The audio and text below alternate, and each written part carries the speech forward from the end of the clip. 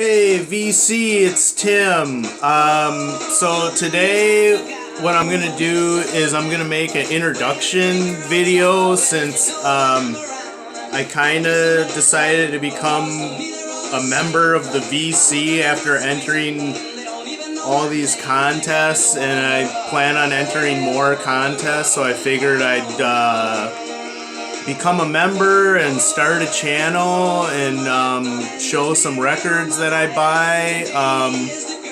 So yeah, this is just going to be a brief vinyl biography, and I'm going to just show some records, and I'm not going to go too in depth with them. I'm just going to kind of talk about like how they influenced me and what I'm into now. So anyways, starting off, what I have on the turntable is this album, Leaders of the Pack, which is a compilation of oldies music from the 50s and 60s, just basically like pop hits that were played on the radio. And I actually grew up listening to a lot of oldies radio, and back in the late 90s and early 2000s, oldies radio was 50s and 60s songs, and basically what's on this compilation. This is a 3-disc set. It's kind of crappy packaging because it's just like thin paper and 3 albums in there. This isn't a rare album. I've seen it a lot, and what it is, I don't know exactly what it is because I didn't exactly look it up, but if you can see on the back there, it says it talks about a cycle dealership in Florida. So I think this was a promo album that they handed out. But I've seen other compilations of this similar kind of thing. So anyways, yeah, oldies music was a big influence on me, and I'll show the label here. This is one of them.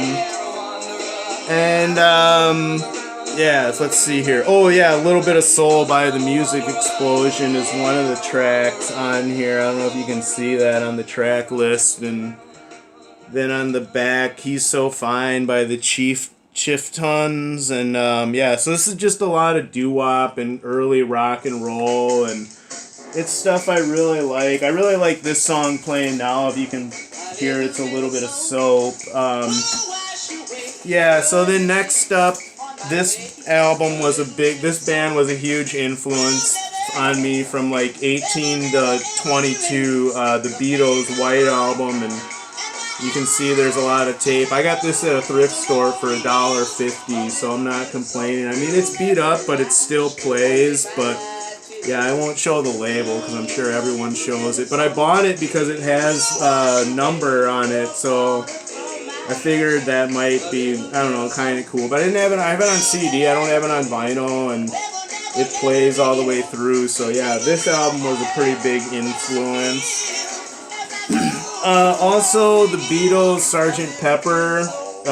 This was a huge influence. I listened to this album a lot. This is actually my mom's copy. This is in mono. And I'm surprised that this still exists because this is from when she was in college, and this is one of the, I have like 4 records of my mom's that she kept, and I don't know, it's a pretty cool piece of nostalgia. It's a little beat up, but it's in mono, so it plays really good, and there's only a couple tracks it skips on, but like, I have this album on CD, and I've listened to it so much that I totally have it memorized. But yeah, this was a huge influence on me. And then next, The Doors. Yeah, Jim Morrison was like my idol from like 18 to, I don't know, maybe 25. I kind of gave up on it. I'm sure I gave up on it around like 30 or something. But anyways, yeah, a lot of I had a really good friend that we used to listen to The Doors like all the time, and you know, smoke pot and all that. But this is a really good album because what I realized is listening to it on vinyl is the organ is like really pronounced on this album. That's something I observed on it. It's a little different than the CD, but yeah, this is the stereo copy, not the mono. But anyways, a good album regardless. Yeah, also Jimi Hendrix, he was a huge influence. I mean, Jimi Hendrix is a huge influence on young people in general. I think part of it is kind of slowing down, but I mean, of course, everyone knows this is like fantastic album, absolutely great album. But yeah, his Jimi Hendrix, that was a big influence. Also, a lot of my friends, we were into the blues, but we liked early blues, but we were also really into the British and American stuff that was going on in the 60s, and this is the Butterfield Blues Band, East West. I really like this was my kind of favorite thing. A lot of my friends were more into the British thing with Eric Clapton and the Blues Breakers, and for American, they were into Stevie Ray Vaughan, which I never really got into. I like him.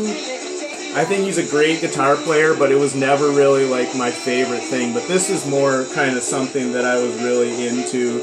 And this is actually a first press in mono that I got, and I'll just show the label. It's just the Electra one. So yeah, there's that, and it's in really good condition, so it plays like even better because it's in mono and all that. But and up next, Bob Dylan's greatest hits. So in my friend group growing up, you know, when we started partying around the age of 18, music was important, but a lot of it back in the late 90s and early 2000s, CDs were really popular, and a lot of times like greatest hits were like way cheaper than CDs. Like greatest hits were $9 to $10 when CDs were like 12 to 15. So a lot of times, a lot of me and my friend groups just bought the greatest hits albums, and I mean, I don't know. This is a good album. I got this in the dollar bin. I was nostalgic, feeling nostalgic for it, and yeah, it skips in a couple spots, but it's like, you know what, this is another one of those things where I got it so memorized. Going on with the greatest hits theme, the Rolling Stones. So this is an album that we listen to a lot, like, yeah. And She's a Rainbow, that's my favorite Rolling Stones song of all time, so yeah, and I'm actually surprised that like a lot of my friends actually like that too because of like the piano parts, but yeah, I love that song. So this is that greatest hits, and this was only $4. It's a little beat up, but the vinyl's in good shape, so yeah. Next up, another really big influence, the Grateful Dead. I don't know why, but where I grew up, the Grateful Dead, like there was like a resurgence of the hippie movement in the early 2000s, and it's something that I'm gonna touch on in a little bit after this. But yeah, the Grateful Dead was a band that we really listened to a lot. This has some good songs on it. Uncle John's Band, Dire Wolf, Cumberland Blues, Easy Wind, and Casey Jones, the big hit there. Yeah, so this is a good album. I mean, that was a big influence. And then I was more into their live stuff, and I've been looking for their live stuff, but it's always like super expensive. But I picked this. This was left over off of Record Store Day in 2018. But yeah, I got this in like I bought this over the summer, so it was still sitting around. But this is a pretty cool album because it's just one song, but they jam on it for it's about a 26-minute long album, so it's both sides is just one song, which is pretty cool, you know. Not a lot of bands can say you have an album of theirs that's just one song on both sides, so I was happy to get this. And it's when the Grateful Dead had the wall of sound, which was balanced their sound during live concerts. So this is a really good recording, really good mastering on that. Next up, so this is a band that like no one talks about in the VC, and I totally understand why, and I'm not going to argue for more people to listen to it or show it, but this is more kind of like nostalgia. But this is this is Fish. So this is Slip Stitch and Pass, and this album came out in 1997. Or actually, no, this album was recorded in 1997 on a live European tour, and it is came out in 1998. And yeah, I got it in like 1999, and I listened to it a lot. I had it on CD.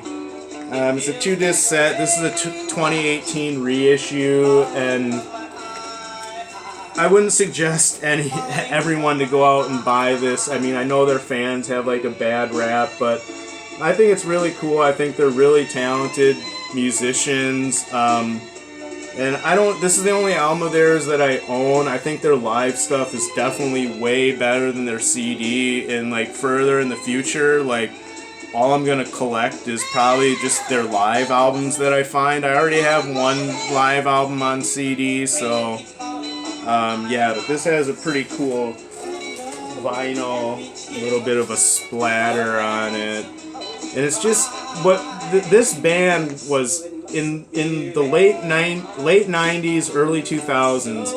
This band was huge in my hometown. Like, there are so many people that were fans of it, and I don't even understand why, because the internet wasn't that big. But yeah, they were more popular back then than they are now, I think. But anyways, so after showing those, now I'll show more what I collect. And I collect some Psych. I like this album, Ultimate Spinach. This is probably my favorite Psych album. I got both of I just picked up their second album, Behold and See. I like this album, and this album has the song Visions of Reality, which is probably my favorite Ultimate Spinach song. But as an album, I think that this is just way better. But regardless, they're both like really cool. Next I got the Strawberry Alarm Clock, Incense and Peppermints, and this is on the Uni label, and I really like the Uni label. I think this is a great album. But yeah, I think Uni has the coolest looking record sticker there. So I usually get these when I see them, even if it's not Psych. So, for example, I got this album by Jan Davis, Flamenco Funk, and as you can see, the Uni sticker there. Yeah, so this is a good album. It's what it says, Flamenco Funk, but it's more flamenco than funk. So. And this was only $1, and I just saw it in the dollar bin like 2 weeks ago. So if you see this, I'd suggest picking it up, because I've seen it for really cheap. I haven't seen it for a lot. I also collect garage. I got The Midnighters here. Oh, excuse me. So this is a band out of LA, and this was recorded in like 60. I don't remember. But anyways, this is in mono. I found this record at a shop way up, a little bit up north. It's on Chattahoochee Records. So I looked this up on Discogs. It's actually a $200 album that I paid $13 for. Not that I plan on selling it, but they said it was in good condition. And you can't see it. There's a scratch. Yeah, right there. There's a scratch right there, but it's in mono and it totally plays through. It's not super deep, and I think that's a cool label. I got a 45 that's by the Mermaids, I think. It's a famous song where it's like, I can't even remember. But anyways, I got a 45 on this label. Yeah, so then also I collect jazz albums. This is Albert Ayler, Spirits Rejoice. This is free jazz. Yeah, so free jazz isn't for everyone, but I think if you're wanting to check it out, to start with Albert Ayler, because this has melody within, like, there's a lot of melody, but then there's also like a lot of like craziness, like a lot of snorting and snotting. which is what I kind of call it when, when they're like running up and down scales. But anyways, yeah, if you're thinking about trying out free jazz, I suggest like Albert Ayler, just because it's somewhat accessible. And this is on the ESP disc, but this is an Italian press. And what's funny is I paid $6 for this at a record fair, and I thought this was like a $60 album, and I looked it up on Discogs, and there was a couple copies going for like between $12 to $15. So it's not super rare because it's an Italian press. I guess it's like a reissue, but I'll show the label here, which is ESP disc with Bass Records, which that stamp is to show that it's, I don't know why they must have had to do that in Italy or something. Anyways, there's that Albert Ayler. And then also I got some straight ahead kind of jazz with Lou Donaldson here, Mr. Shing-a-Ling. This album I found on the street during moving day kind of thing where I live.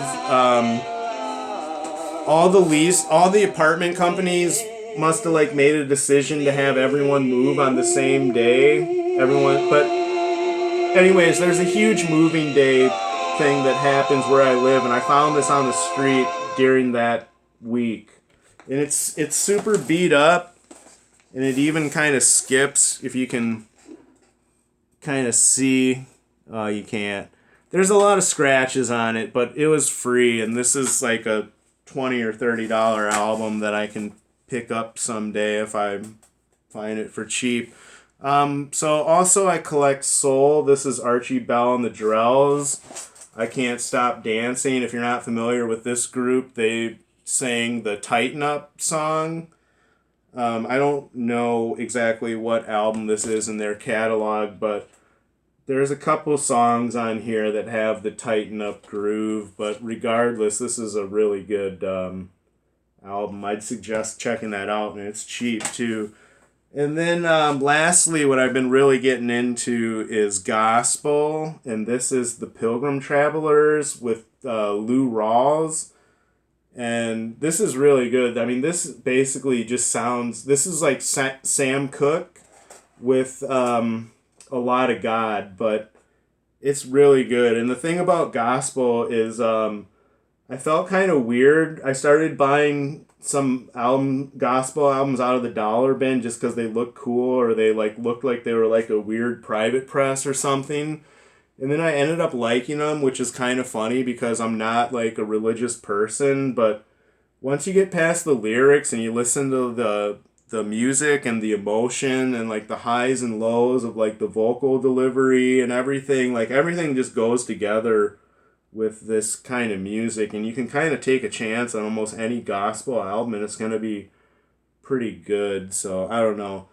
But anyways, so yeah, that's it for the vinyl.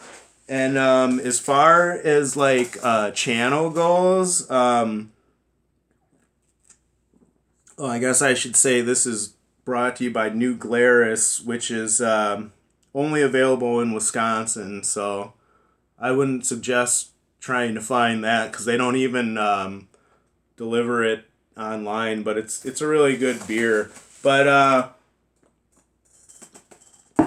anyways, as far as the channel goes, I was thinking that I'd probably just work on like a theme, like, music for winter or soul records or psych records, and maybe do like recent find stuff as well. But anyways, yeah, I'm not trying to get famous, and I know I say like a lot of ahs and ums, and I'm trying to like not do that, but I don't want to get like self-conscious and start thinking about myself and all that. But anyways, yeah, I'm not trying to get super famous off of this. I'm just kind of doing it to be like part of the community. So anyways, yeah, stay tuned for more videos. I don't know exactly if I'll do them like once a week or once every 2 weeks. I mean, yeah, I'm probably not going to be super consistent, but yeah, I'll get around to it when I can. So yeah, I'll talk to you later. Have a good night.